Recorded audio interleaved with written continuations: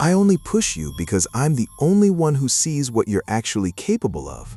That sentence is not an expression of faith. It is a tactical anchor designed to weaponize your ambition against your safety instincts. This is not affection. This is target acquisition. How does a rationally functional adult become completely incapable of exercising a clear exit option when every objective metric indicates extreme danger? The process never begins with open aggression. It begins with micro-calibration. During covert rapport building, the manipulator quietly maps your behavioral baseline. They observe where your tolerance ends and where your discomfort begins, measuring how much internal friction you will swallow before offering resistance. Step by step, they demand incremental micro-concessions, small, seemingly insignificant compromises on your schedule, your standards, or your personal boundaries. Each unremarked breach systematically dismantles your inhibitory brake, training your nervous system to process boundary violations as routine protocol. Identify the last concession you made under the guise of keeping the peace. Was it an alignment of values, or was it a tactical sacrifice of your baseline? What you are experiencing in those moments is a structured three-stage operational cycle. First, the isolation of your baseline. Second, the injection of artificial friction. And third, the offer of a tactical rescue. By the time you consciously register that the parameters have shifted, your executive control has already been compromised. To understand how fatal this mechanical degradation becomes when executed in a live environment, we must examine a jury consultation file from Chicago, where this precise mechanism wiped out what should have been an airtight legal defense. In 2016, during a civil jury consultation in Chicago, I spent weeks analyzing deposition footage of a senior partner who had been systematically dismantled across 36 months.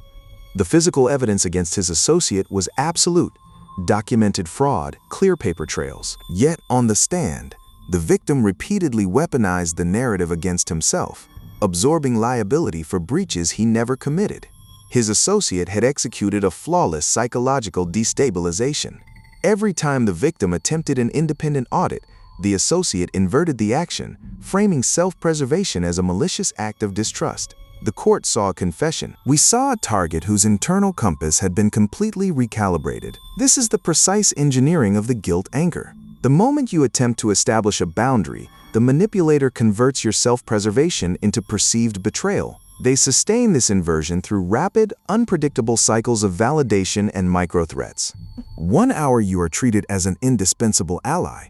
The next, your competence is subtly questioned. This deliberate oscillation subjects your prefrontal cortex to chronic overload. Your brain spends so much metabolic energy predicting the next artificial crisis that your executive capacity collapses. If you require analytical frameworks to identify covert behavioral manipulation before it reaches operational threshold, subscribe to Dark Mind Files. The moment you prioritize short-term friction reduction over long-term self-preservation, the trap has already sprung. Your rationality is not defeated by superior logic. It is neutralized by cortical exhaustion. You sit frozen before an open exit, completely saturated, unable to recognize that the force holding you in place is entirely synthetic. To break this synthetic paralysis, you cannot rely on emotional willpower. You must execute an Operational Disengagement Protocol, a cold, three-step cognitive audit to cut psychological leverage and immediately recover your executive baseline. First, audit the baseline facts. You must neutralize predatory empathy, which is the manipulator's calculated use of simulated weakness or past trauma to trigger your caretaking response. Strip away their narrative. Write down the objective data of their behavior, entirely separate from their stated intentions. Second, identify the extracted leverage. Ask yourself dryly, what exact boundary am I surrendering right now just to avoid immediate conflict? The moment you name the price you're paying to keep the peace, the emotional anchor loses its grip on your reasoning. Third, execute tactical non-compliance on a micro level.